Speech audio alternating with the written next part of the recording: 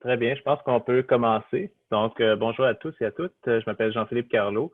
Je suis le coordonnateur du laboratoire d'histoire et de patrimoine de Montréal. Donc, je vous souhaite la bienvenue à cette troisième conférence midi. Avant de commencer, je vais vous donner quelques consignes à respecter durant la présentation. Simplement vous rappeler que la conférence va durer environ 30 minutes et elle va être suivie d'une période de questions. Je vous inviterai à fermer vos micros et vos caméras durant la présentation. On va enregistrer la conférence qui va être ensuite disponible sur YouTube. Pour les questions, en fait, on vous inviterait à les poser au moment que vous voulez dans le chat, donc dans la section clavardage. Et Véronica et moi, on va se charger de poser vos questions aux personnes qui vont présenter aujourd'hui. Donc, sans plus tarder, je cède la parole à Paul-André Linteau, professeur émérite de l'UQAM et grand spécialiste de l'histoire de Montréal, qui va animer la conférence d'aujourd'hui. Donc, bonne conférence. Bonjour et bienvenue à tous. Il me fait plaisir de vous présenter très brièvement nos deux intervenants, tout en rappelant d'abord que l'Écomusée du Fier-Monde est depuis les tout débuts un partenaire fondateur et permanent du laboratoire d'histoire et de patrimoine. Et l'Écomusée est, depuis peut-être un an maintenant, dirigé par Éric Giroux, qui est lui-même un diplômé en histoire de l'UQAM à la maîtrise. Et il est là aujourd'hui avec la commissaire de l'exposition Produits Familex de l'usine à votre porte, Julie Landreville, elle aussi une diplômée en histoire de l'UQAM au bac et à la maîtrise, et qui a réalisé plusieurs expositions à l'Écomusée en tant que commissaire. Donc, on a vraiment avec nous là deux personnes qui connaissent à fond l'histoire de Montréal et en particulier l'histoire du quartier Centre-Sud et des entreprises et des populations qui ont marqué cette histoire-là. Alors, je vous cède la parole. Merci beaucoup, M. Linteau. Merci aussi au Laboratoire d'histoire pour l'invitation qui nous a été faite de présenter l'exposition Produits Familex de l'usine à votre porte. Pour ma part, je vais vous présenter les origines du projet et les personnes impliquées. Je vais ensuite céder la parole à Julie qui fera une présentation un peu plus détaillée du mandat que nous lui avions confié et des différentes démarches de recherche qu'elle a engagées pour réaliser l'exposition, ainsi qu'un survol des thématiques abordées et des contenus présentés. Mais avant de vous parler des origines du projet, j'aimerais simplement vous souligner que l'Écomusée du Fier-Monde est actuellement ouvert au public et qu'il est possible de parcourir l'exposition Familex en toute sécurité, donc en appliquant une distanciation physique adéquate. Donc, même si vous avez droit aujourd'hui à une présentation virtuelle du projet, il ne faut surtout pas vous priver du plaisir de venir à l'Écomusée du Fier-Monde pour voir ou revoir notre très beau bâtiment et pour découvrir l'ensemble des contenus de l'exposition consacrée à Familex. Vous pourriez également en profiter pour vous procurer une magnifique publication qui accompagne l'exposition ou encore l'un de nos magnifiques t-shirts préparés pour l'exposition et qui sont disponibles en différentes tailles, en différentes couleurs, en différents modèles. Sur celui-ci, ce qu'on a, c'est un des produits fabriqués par Familex, donc l'huile Fly Stock, pour vaporiser sur les chevaux, les bêtes à cornes, les porcs, les moutons et la volaille, à base de DDT évidemment. Donc, trêve de publicité, je vais aborder tout de suite les origines du projet.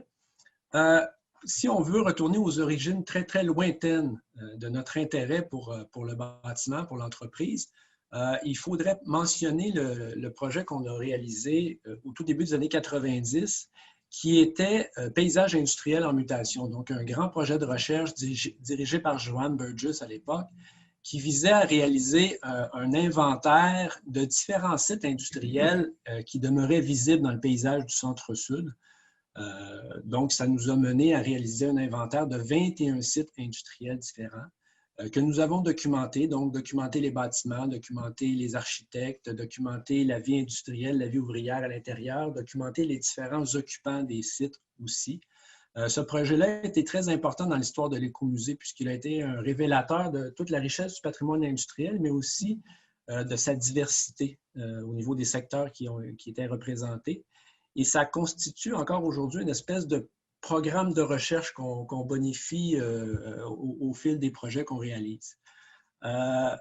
Donc, dans le cas qui nous intéresse ici, c'était donc l'édifice du 1600 de l'avenue de Lorigny qui a fait l'objet à l'époque d'une recherche, un bâtiment que l'on désigne souvent comme l'édifice Barsalou, donc construit par la savonnerie Barsalou en 1910. Et un bâtiment qui est quand même bien connu des Montréalais puisque c'est le bâtiment que l'on doit contourner lorsque l'on emprunte le pont Jacques-Cartier au niveau du territoire montréalais. Donc, il y a une courbe dans le pont qui nous permet d'éviter ce bâtiment-là. Donc, l'étude des occupants à l'époque nous avait révélé la présence de l'entreprise Familex, qui est une entreprise qui est quand même assez bien connue de plusieurs générations de familles québécoises, puisque les produits Familex étaient vendus, commercialisés par des représentants là, qui parcouraient les routes de la province et même d'autres provinces canadiennes aussi. Familex a été l'occupant du bâtiment pendant près d'une quarantaine d'années. C'est un type de sujet qui est assez intéressant à développer puisque comme les produits ont fait partie du quotidien des familles, c'est souvent une belle façon de mettre en valeur le patrimoine industriel et l'histoire de Montréal ou d'un quartier. Mais si on veut parler plus spécifiquement des origines d'une exposition entièrement consacrée à Familex, il faut mentionner la contribution de quelqu'un d'assez important dans le projet qui est Mathieu Régnier.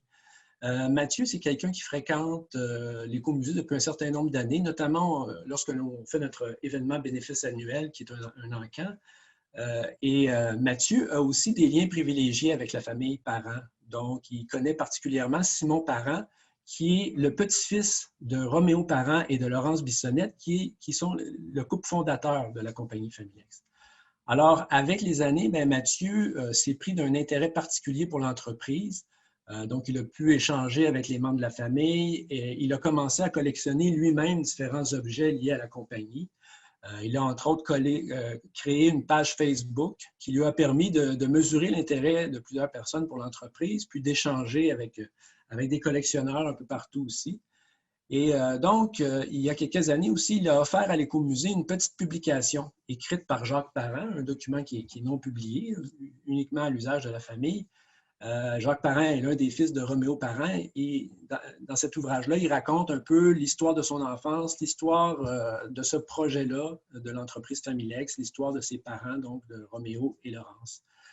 C'est une perspective très familiale, mais à travers ça, on peut entrer en contact avec l'histoire de l'entreprise également. Donc, de façon régulière et au fil de nos rencontres, Mathieu me relançait souvent sur l'idée de faire une exposition sur Familex. Il partageait avec moi ses dernières trouvailles et puis on échangeait aussi sur le contenu possible d'une telle exposition. Il est important de mentionner qu'à l'Écomusée du Fier-Monde, nous n'avons pas de budget spécifique que l'on peut consacrer aux expositions. Donc, le soutien au fonctionnement que l'on reçoit du ministère de la Culture est important, mais il nous permet surtout d'entretenir le bâtiment et de couvrir certaines dépenses associées, comme par exemple les frais d'assurance, la présence d'une personne à l'accueil pour maintenir le bâtiment ouvert, etc. Mais ne nous permet pas d'engager des sommes dans des expositions. On doit donc faire usage de différentes stratégies afin de trouver du financement pour réaliser nos projets. Par bonheur, il y a plusieurs programmes à la Ville de Montréal et à l'arrondissement de Ville-Marie auxquels nous pouvons nous adresser pour obtenir du financement adéquat. Dans le cadre de l'exposition Familex, nous sommes donc allés du côté du programme Patrimoine montréalais, une mise en valeur dans les quartiers. C'est donc autour de 2019 environ qu'on a pris la décision d'inscrire l'exposition Familex dans notre programmation de l'automne 2020 et donc de commencer le travail à ce moment-là, avec l'idée de déposer un projet dans le cadre de l'appel à projet du programme Patrimoine montréalais en février 2020. Mathieu a alors fait un geste très généreux en faisant don à l'Écomusée de sa collection d'objets et de documents liés à l'entreprise qu'il avait cumulé depuis quelques années. Et il a aussi poursuivi son rôle d'entremetteur entre nous et certains membres de la famille Parent qui avaient conservé des objets, des documents et qui ont accepté de nous les prêter pour la durée de l'exposition. Mathieu nous a accompagnés tout au long de la démarche en nous mettant également en contact avec différentes ressources qui ont contribué à enrichir le projet. Mais pour mener à bien le projet, nous avions aussi besoin d'une personne compétente et expérimentée. Je me suis donc adressé à ma collègue Julie Landreville, qui, comme l'a mentionné M. Linteau, ce n'est pas une employée permanente de l'Écomusée, mais a collaboré avec nous à quelques reprises depuis 2004-2005 et qui a notamment été la commissaire de l'exposition Viau des biscuits, une histoire, qui a été à l'époque une très belle réussite. C'est donc à Julie que nous avons confié le rôle de commissaire d'exposition. Et je vais maintenant lui céder la parole pour qu'elle nous décrive plus en détail le travail qu'elle a réalisé à ce moment-là. Alors, merci beaucoup de votre attention et à toi, Julie. Bonjour tout le monde. Merci pour l'invitation. Merci, Éric, pour ta présentation. Je vais juste partager mon écran. Donc, ça me fait plaisir aujourd'hui de vous parler de la démarche de recherche qui est derrière l'exposition Familex. De vous présenter aussi les grands thèmes de l'exposition. Qu'est-ce que c'était Familex? Comme Éric l'a présenté, c'était une entreprise qui fabriquait et vendait des produits destinés à l'usage domestique, comme des préparations pharmaceutiques, des articles de toilette, produits ménagers, des produits alimentaires et même des insecticides pour les animaux, les bâtiments de ferme, parce qu'il y a une bonne partie de la clientèle de Familex qui habitait la campagne. Donc, c'était de tout pour la famille. Et ces produits-là étaient vendus directement aux portes des maisons, donc par des représentants et des représentantes. Familex a été fondé à Montréal en 1928 par le pharmacien Roméo Parent, qui était activement soutenu par sa femme Laurence Bissonnette. Et la compagnie est restée active jusqu'en 1980, au moment où elle a été amalgamée à Constan Industries, une entreprise américaine. La marque Familex a survécu quelques années, mais elle est disparue au milieu des années 80. On aura l'occasion d'y revenir un peu plus sur l'histoire de la compagnie dans la deuxième partie de ma présentation. Mais on va commencer par discuter de la démarche de recherche donc, qui a mené à la collecte du contenu matériel de l'exposition et à la rédaction des textes. Donc, au départ, l'objectif, c'était de faire un portrait de l'histoire de Familex en mettant en valeur la collection de l'Écomusée du Fier-Monde et l'ancienne usine du 1600 avenue de Lormier. Donc, on a discuté de plusieurs angles qui pourraient être abordés, l'histoire d'entreprise, l'histoire d'un entrepreneur, le patrimoine industriel, l'industrie pharmaceutique, l'histoire des métiers. Il y avait plusieurs thèmes qui étaient possibles. Donc, mon rôle, c'était d'évaluer, selon les sources disponibles, quels thèmes pouvaient être mis en lumière de la façon la plus juste et représentative possible en employant la démarche historique. Puis comme Éric l'a mentionné, le défrichage du terrain s'est déjà amorcé. Il y a deux documents qui m'ont été particulièrement utiles au départ parce qu'ils faisaient des synthèses de l'histoire de Familex, des sources puis des artefacts qui étaient disponibles, des personnes ressources aussi qui pouvaient contribuer à enrichir la compréhension de l'histoire. Puis il y avait aussi des idées de thématiques dans ces documents-là pour développer une exposition. Donc, ces documents, c'était le projet d'exposition qui a été présenté par Mathieu Régnier à l'Écomusée en 2017 et une étude du 1600 de Lormier qui avait été faite par José Bellemare dans le cadre d'un cours de Mme Burgess à l'UQAM en 2017 également.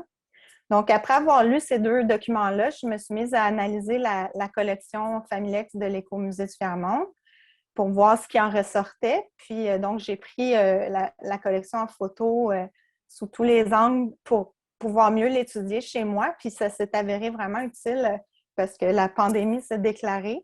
Mais ça a été utile aussi comme outil de référence tout au long de la réalisation de l'exposition. Puis déjà, dans la collection de l'Écomusée, il y avait amplement de quoi comprendre l'essence de Familex puis de faire une expo intéressante sur le plan visuel. Je vous donne quelques exemples du contenu de la collection.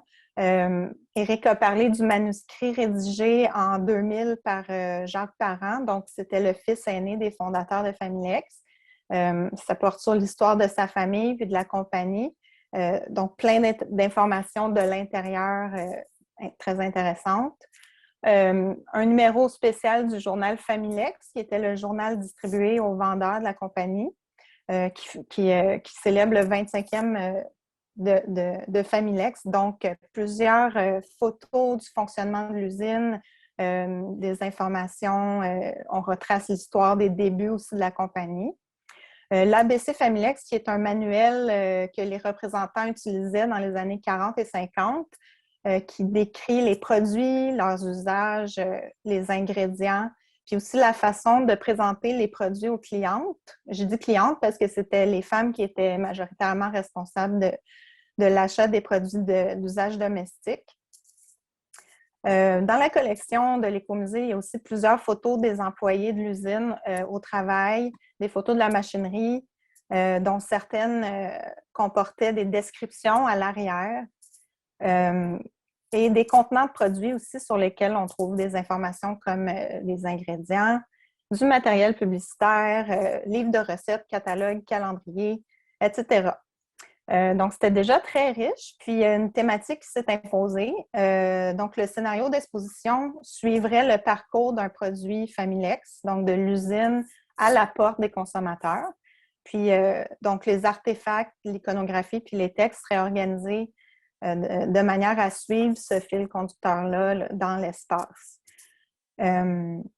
Cette thématique-là nous permettrait d'aborder donc l'histoire d'entreprise de ses fondateurs, l'usine de l'avenue de Lormier, les travailleurs, la fabrication des produits, donc le volet patrimoine industriel, la vente à domicile, la publicité, les produits eux-mêmes, puis la consommation. Donc, le scénario d'exposition est resté sensiblement le même au cours de la réalisation, mais je vais y revenir un peu plus en détail tantôt dans mon survol du contenu de l'expo.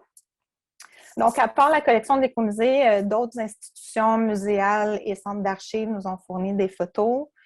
Et comme Éric aussi l'a mentionné, les descendants des fondateurs de Familex, la famille parents, ont beaucoup contribué à l'exposition en nous fournissant des informations et des artefacts. Puis je tiens à remercier aussi Mathieu Régnier qui a joué vraiment un rôle central, comme Éric le disait tout à l'heure, tout au long de la réalisation. Donc, en servant d'intermédiaire entre la famille, parents et nous, mais aussi en répondant constamment à mes questions, en commentant le scénario d'exposition, les textes, puis même en faisant lui-même la collecte d'artefacts, allant jusqu'à Baie-Saint-Paul chez un collectionneur pour chercher plusieurs contenants. Mathieu avait également fait des entrevues audio, donc il m'a fourni 2 fichiers audio qu'il avait réalisés en 2018. Donc, une entrevue avec une des filles des fondateurs de Familex, puis l'autre qui avait aussi un volet vidéo avec une ancienne employée de l'usine. Donc, j'ai pu contacter ces personnes-là pour leur poser des questions, valider leurs témoignages, puis pour être certaine que leurs paroles soient reprises dans l'exposition, mais avec leur permission. Une autre personne ressource aussi, c'était une des petites filles des fondateurs de Familex, donc Dominique Parent, qui m'a aidé aussi à vérifier des informations sur l'histoire de la compagnie. Puis, en cours de recherche, elle a trouvé avec sa mère une valise qui contenait beaucoup de matériel publicitaire des filiales de cosmétiques de Familex. Donc, Familex était propriétaire de Régine de France et de Doraldina. Et le père de Dominique, Jacques Parent, qui a aussi rédigé le petit manuscrit dont j'ai parlé tantôt, a dirigé ces filiales-là pendant les années 50 et 60. Donc, c'est des artefacts qui sont venus compléter une partie importante de l'histoire, soit le volet des cosmétiques, qui est devenu majeur dans la compagnie à partir des années 60. Ces produits-là étaient distincts de la marque Familex, mais ils étaient fabriqués dans l'usine Familex et ils étaient vendus majoritairement par des femmes. Donc, on a pu mieux illustrer cette partie-là dans l'exposition grâce à la trouvaille de Dominique Parent, sa mère, Thérèse. Pour rédiger les textes les plus justes possibles, j'ai bien entendu aussi critiquer les sources qui étaient à ma disposition. Donc, en validant les informations dans d'autres documents comme l'annuaire Lovell, une base de données sur les marques de commerce canadiennes du gouvernement canadien, des articles de périodiques, puis en comparant aussi plusieurs des sources primaires entre elles. Bref, en appliquant la méthode historique au meilleur de mes connaissances en fonction du temps des contraintes aussi causées par la pandémie. Vive Internet pour ça. Vive Internet aussi pour une autre raison, c'est que parallèlement à cette démarche historique plus traditionnelle, j'ai fait des recherches en ligne aussi qui m'ont permis de repérer des collaborateurs et des collaboratrices qui se sont avérés très précieux. Donc, c'est un peu intuitif. Je remontais des pistes, puis ça a porté fruit. Faut dire que j'avais l'outil très précieux de la page Facebook Produits Familex.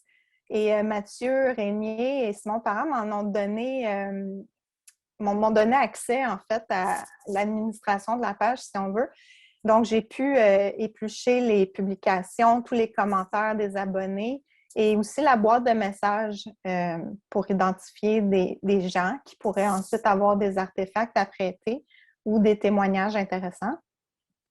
Puis, je passais par le Messenger de la page pour rejoindre ces personnes-là en m'identifiant comme historienne à l'Écomusée du Fier-Monde, puis je présentais le projet d'exposition. Puis c'est comme ça, entre autres, que j'ai repéré une collectionneuse qui nous a prêté une bonne 50aine d'artefacts Familex, Sonia Gravel. J'ai aussi recueilli des témoignages qui ont été repris verbatim sous la forme de capsules dans l'expo, bien entendu en contactant les gens pour obtenir leur permission. Aussi, dans ma quête d'artefacts pour enrichir l'expo, j'ai moi-même fait quelques achats sur des plateformes comme eBay, Kijiji, Etsy et Apebooks. Puis, je profitais souvent de ces achats-là pour relancer les vendeurs. Donc, je leur demandais est-ce que vous avez d'autres objets ou documents Familex? Est-ce que vous connaissez des gens qui en ont? Puis, il y a un des vendeurs sur eBay qui m'a mis en contact avec Jacques Boisvert, qui est un antiquaire qui tient sa boutique dans un ancien magasin général à Saint-Narcisse, près de Trois-Rivières. Donc, cet homme-là, il n'y a pas de vitrine en ligne, donc je ne l'aurais pas trouvé autrement. Je lui ai téléphoné, puis là, il m'a raconté que son oncle était vendeur Familex pendant la Deuxième Guerre mondiale, puis que lui, Jacques, avait récupéré 2 boîtes pleines de correspondances de papier Familex que son oncle avait gardé. C'était le genre de trouvailles un peu inespérées. Donc, je suis allée rencontrer M. Boisvert, puis il a vraiment gentiment accepté de me prêter ces 2 boîtes. C'était évidemment une mine d'or d'informations pour documenter le fonctionnement de la vente à domicile dans les années 40. On a présenté plusieurs des documents dans l'exposition.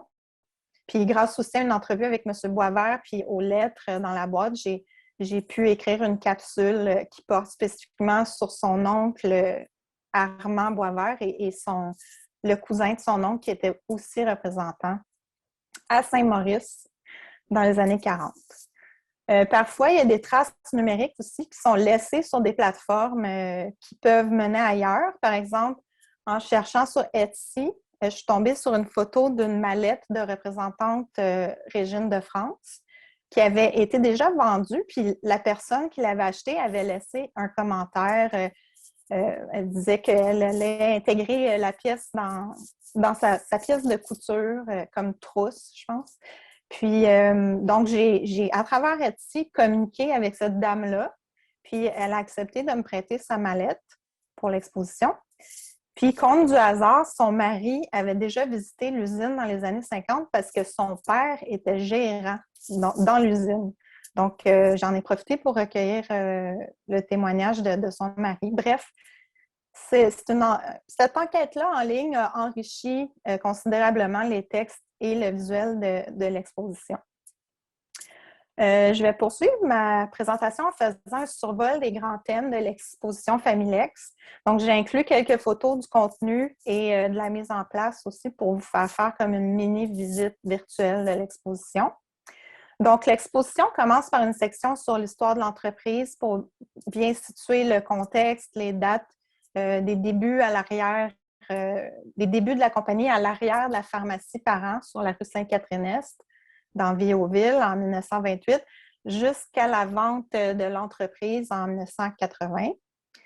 On y trouve des informations biographiques sur Roméo, parents, sur sa femme Laurence Bissonnette, qui dirigeait d'ailleurs une des filiales de Familex, la compagnie des produits Gito, dont les produits étaient similaires à ceux de Familex et ils étaient aussi fabriqués dans la même usine, mais les bureaux étaient séparés. Et dans les années 30, les femmes qui étaient à la tête d'entreprise, on sait que c'était plutôt rare. En plus, elle a eu 9 enfants, donc moi, ça m'impressionne. Donc, on a mis l'accent sur le côté familial de l'entreprise.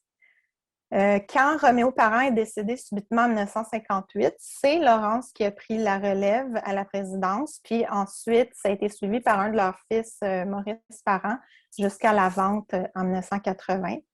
La famille Parent était liée à l'image de la compagnie. Comme on peut le voir sur le calendrier, là, à chaque année, les vendeurs Familex distribuaient des calendriers à leurs clients, puis c'était les enfants et ensuite les petits-enfants des fondateurs qui étaient les stars de ces images-là. Il y a une partie de l'espace sur l'histoire d'entreprise qui est dédiée à l'histoire de la pharmacie au Québec. Et on a obtenu un prêt là, de Jean-François Bussière, qui a un fonds dans la collection de la Faculté de pharmacie de l'Université de Montréal, où d'ailleurs Roméo Parent avait étudié, faisait partie de la première cohorte en pharmacie. On a réussi on a eu donc un prêt d'un bon nombre d'objets de pharmacie. Après ça, on a la section sur l'usine du 1600 de Lorimier. Donc, on parle de son architecte Eugène Payette, qui a ensuite dessiné les plans de l'ancienne bibliothèque Saint-Sulpice et de l'ancienne bibliothèque centrale, entre autres. On parle des différents propriétaires de la bâtisse au fil des années, à commencer par la savonnerie Barsalou, suivi de Procter & Gamble, Familex. Ensuite, Comundo, qui a établi la maison Premier Plan. Et plus récemment, Cosoltec et le groupe Berton, qui sont des promoteurs immobiliers. On parle également de la position particulière du bâtiment dans le paysage montréalais, là, étant donné que c'est le refus de Hector Barsalou d'être exproprié lors de la construction du pont Jacques-Cartier qui a engendré la fameuse courbe dans l'approche du pont. D'ailleurs, un de nos bons coups à Mathieu Régnier et moi, c'est d'avoir réussi à retrouver les plans bleus de l'usine qui avaient été gardés par la famille Valcourt-Morin, qui était propriétaire de l'usine au temps de la maison Premier Plan. Donc, ils ont accepté d'en faire don à l'Écomusée. Et on a exposé un des plans originaux dans la section sur l'usine. Donc, après avoir raconté l'histoire de l'usine, on a recréé une visite de l'usine autour de 1950 à partir des photos des travailleurs à l'ouvrage et des informations dont on disposait. Donc, les photos sont organisées par étage du bâtiment, puis chaque cartel donne des informations spécifiques sur la fabrication des produits. Je tiens à souligner ici le beau travail de Maïlis Sori, qui a fait la conception visuelle, le graphisme de l'exposition et de la superbe publication qui l'accompagne.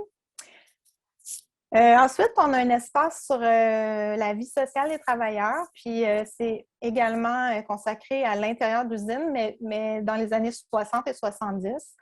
On a des photos magnifiques prises par Pierre Mécan, qui est un photographe de la presse en 1975. Il y a aussi l'entrevue vidéo réalisée par Mathieu Régnier avec une ancienne employée qui est présentée sur un écran.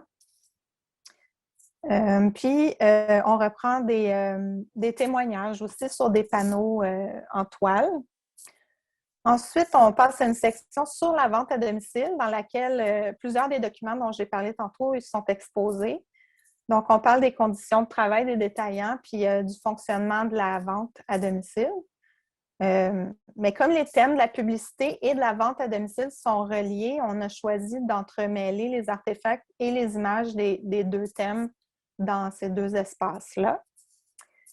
Et on aborde le travail des conseillères beauté des filiales de cosmétiques de Familex. Puis, juste noter aussi que dans les années 70, le Familex s'est vraiment concentré sur la vente des cosmétiques un peu à la manière de Avon. Puis c'est l'équipe de vente. L'équipe de vente est devenue à ce moment-là majoritairement féminine. Plusieurs des outils promotionnels sont présentés. Comme je disais tantôt, les calendriers qui sont vraiment intéressants visuellement, les catalogues, les livres de recettes, les annonces, une boîte d'allumettes, un porte-clés, etc., etc. Puis ensuite, on a les 2 derniers espaces qui sont dédiés vraiment aux produits Familex et à leur consommation. On a une centaine de contenants de produits qui sont exposés dans 2 vitrines. On a aussi des témoignages d'anciens consommateurs et plusieurs annonces de produits qui décrivent leurs ingrédients et leur usage. Puis finalement, en conclusion, on reprend l'idée de l'importance patrimoniale de l'ancienne usine du 1600 de Lormier, qui est un témoin du passé industriel du quartier Centre-Sud. Et dans le contexte du programme d'urbanisme actuel de la Ville de Montréal sur le secteur des faubourgs, qui projette de réaménager les bretelles du pont Jacques-Cartier. Donc, on a souligné l'importance de cette ancienne usine-là. Alors voilà, ça fait le tour de ma présentation. Je vous invite vraiment à visiter l'exposition en présentiel, comme on dit, à l'Écomusée jusqu'au 9 mai. Ça nous ferait plaisir, Éric et moi, de répondre à vos questions. Donc, merci de votre attention. Merci beaucoup. Donc, la parole est au public, aux auditeurs. Pour lancer les choses, je poserai une première question. Quel est le lien entre cette famille et cette entreprise et la famille Barsalou et l'entreprise Barsalou? Est-ce que c'est purement un lien géographique, une succession géographique, ou s'il y a un autre lien? C'est une succession géographique, comme vous le dites bien, parce qu'entre Barsalou et Familex, il y a Procter & Gamble qui était propriétaire du bâtiment.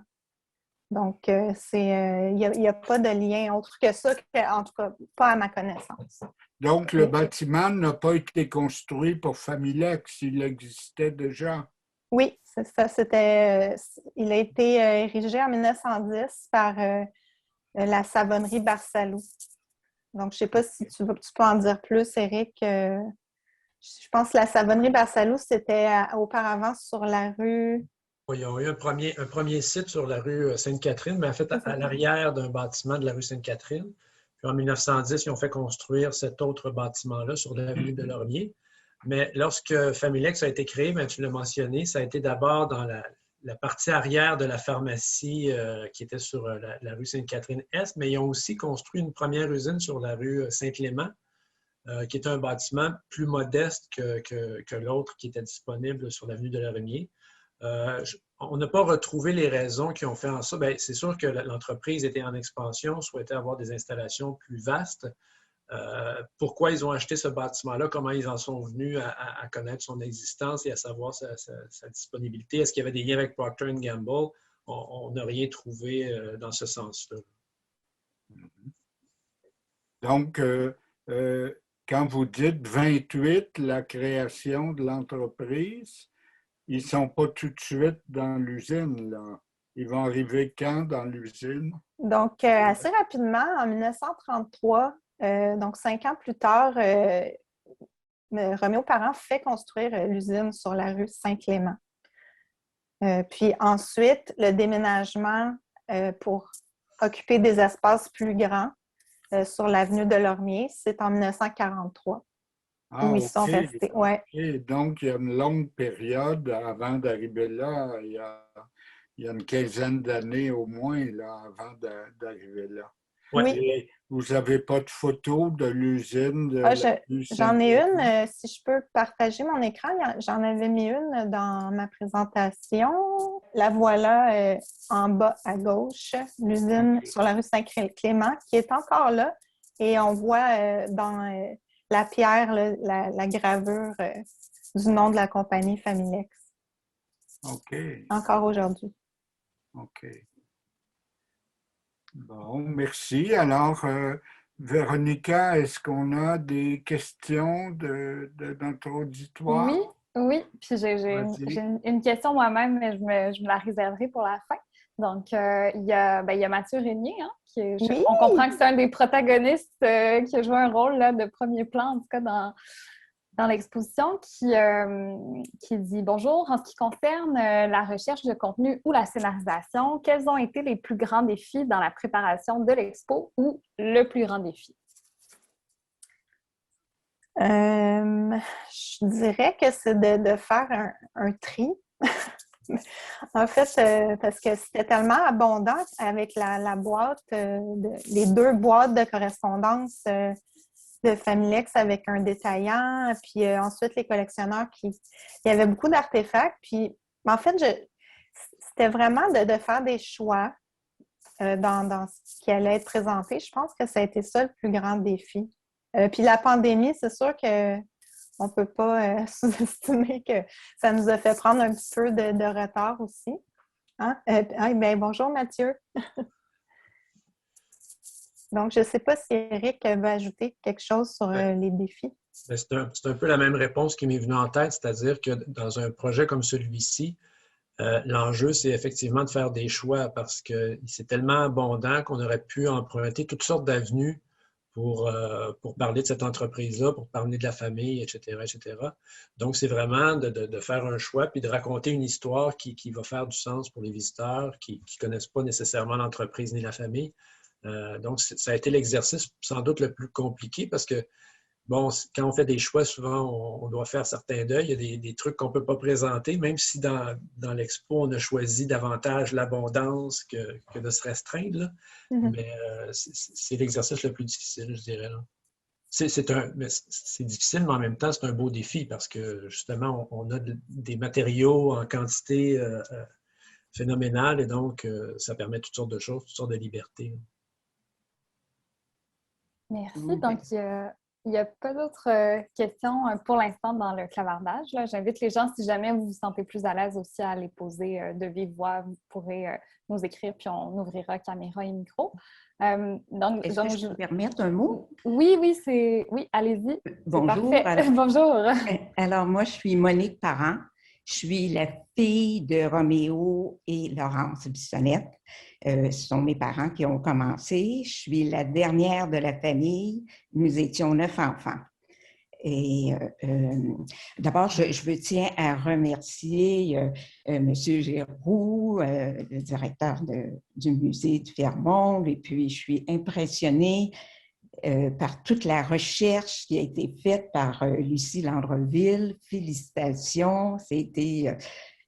C'est incroyable tout ce que vous avez pu retrouver et nous présenter.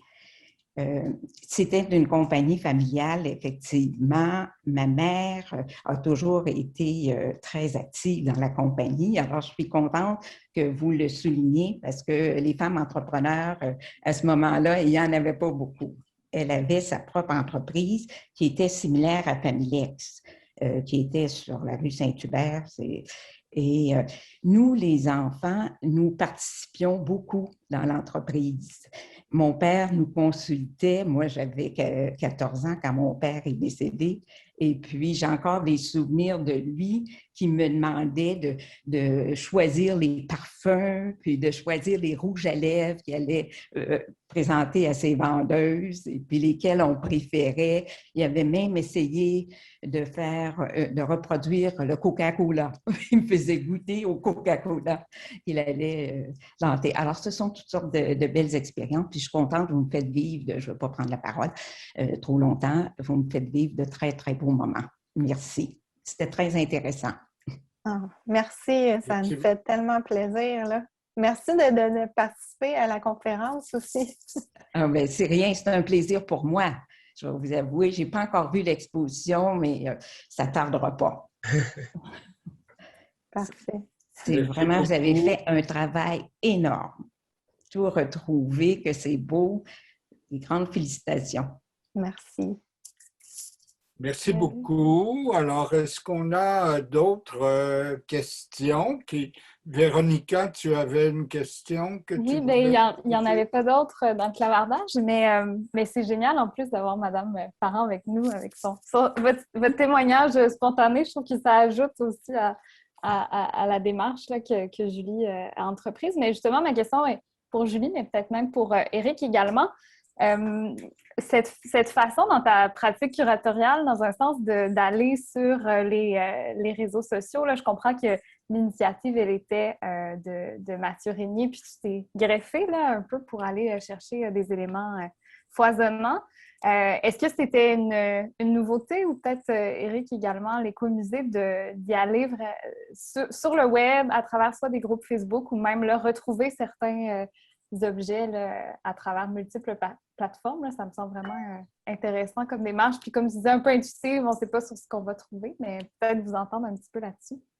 Je peux peut-être commencer. Moi, juste pour préciser, je n'ai pas de téléphone cellulaire, je n'ai pas de compte Facebook, j'ai aucune idée de comment ça fonctionne. Donc, il fallait que je m'entoure de gens qui étaient capables de comprendre cet univers qui m'échappe complètement. Moi, je préfère beaucoup les vieux papiers dans les centres d'archives. Je me sens en sécurité, je me sens confortable et je ne recevrai jamais de haine de ces vieux papiers. Donc, je laisse cet univers-là à d'autres que moi. Donc, moi, je n'avais pas du tout anticipé la richesse des contacts qu'on pouvait établir en utilisant les réseaux sociaux. Je me souviens que Mathieu m'en parlait régulièrement. J'ai ma page Facebook, je parle à plein de gens. Et bon, je prenais ça avec un grain de sel parce que j'y étais jamais allé moi-même.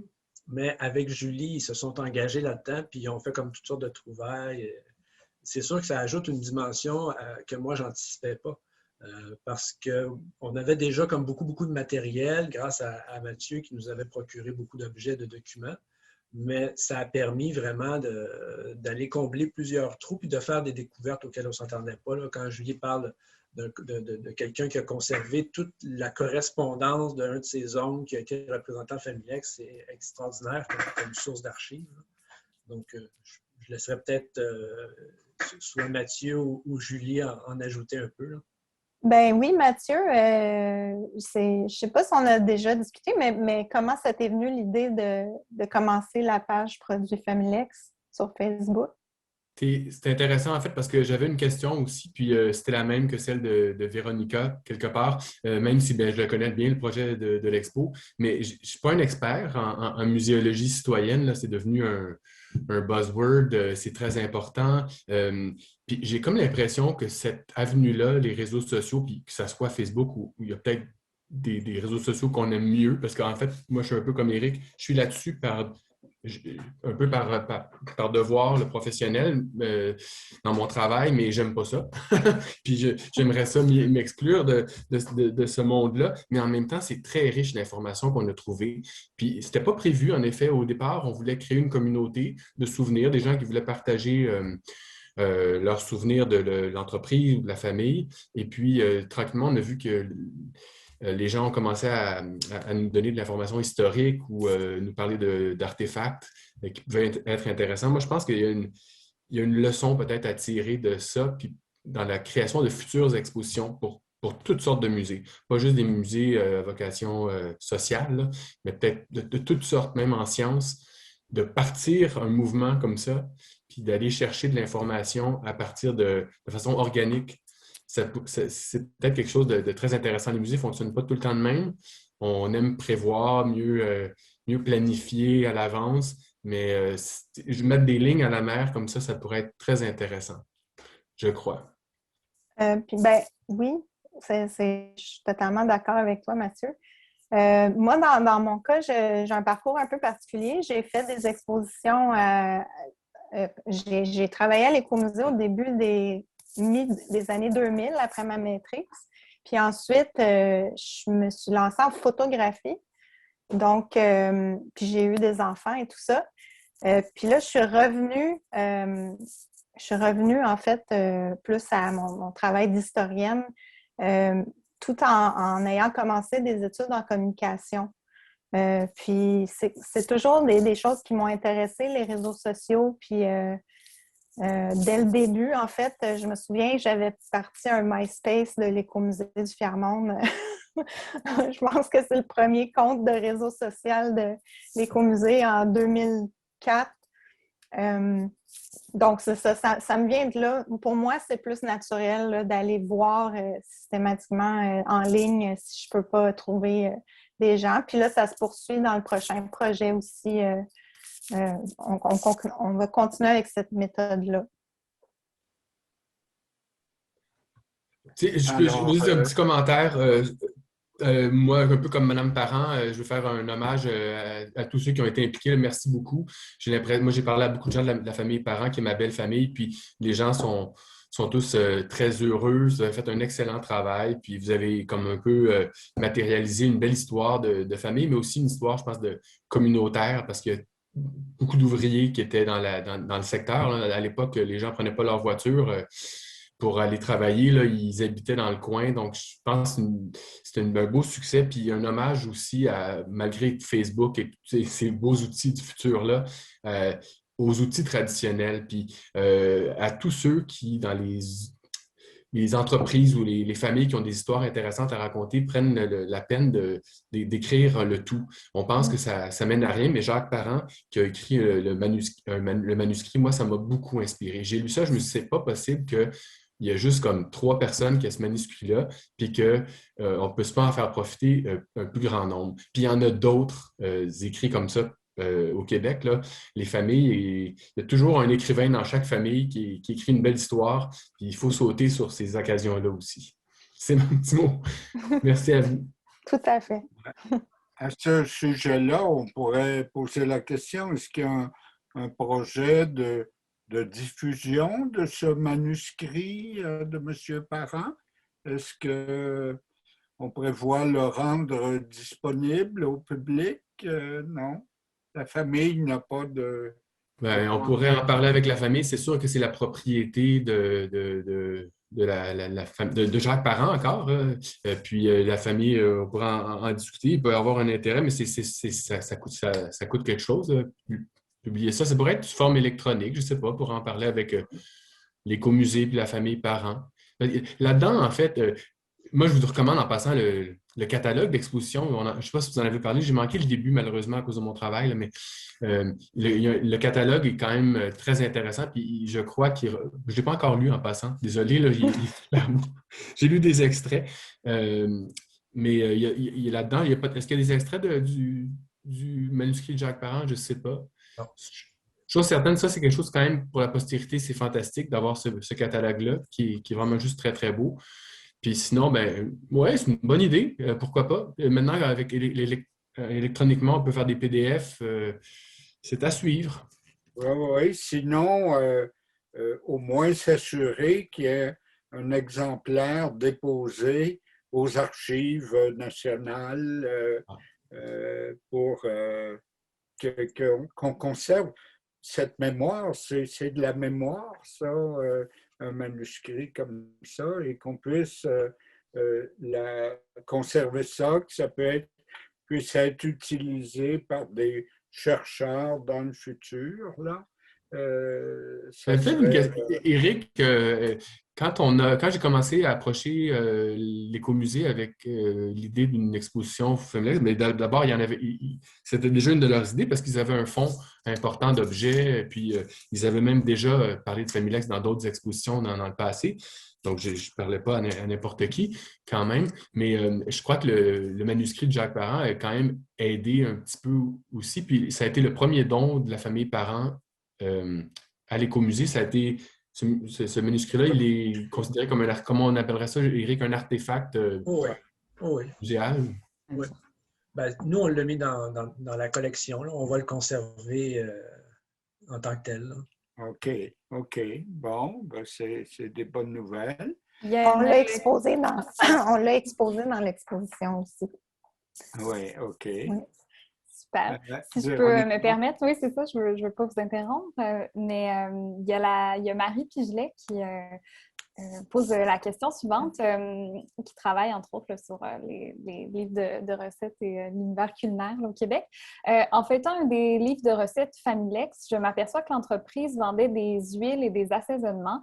Savez-vous à partir de quelle période l'entreprise a-t-elle introduit des denrées alimentaires? Puis, dans ses recherches, elle dit qu'il est également mentionné là, dans ce livre des produits Maple Leaf. Donc, est-ce qu'il y avait une certaine connexion là, entre ces deux entreprises? L'entreprise Familex, l'introduction des denrées alimentaires, je ne pourrais pas dire une date précise, mais je pense que dès le début, là, il y avait l'idée d'avoir des épices, du café, des huiles essentielles, de la poudre à pâte, des denrées comme ça. Des liens avec les produits Maple Leaf, j'en ai pas trouvé. Hein? Non, je ne penserais pas. Moi, j'en ai jamais entendu parler de lien avec Maple Leaf. Mais, tout à l'heure, quand vous demandiez si on avait des liens avec les Barceloux, c'était pas, on avait des liens d'amitié, là, mais pas plus que ça. Il n'y avait pas de lien. Non.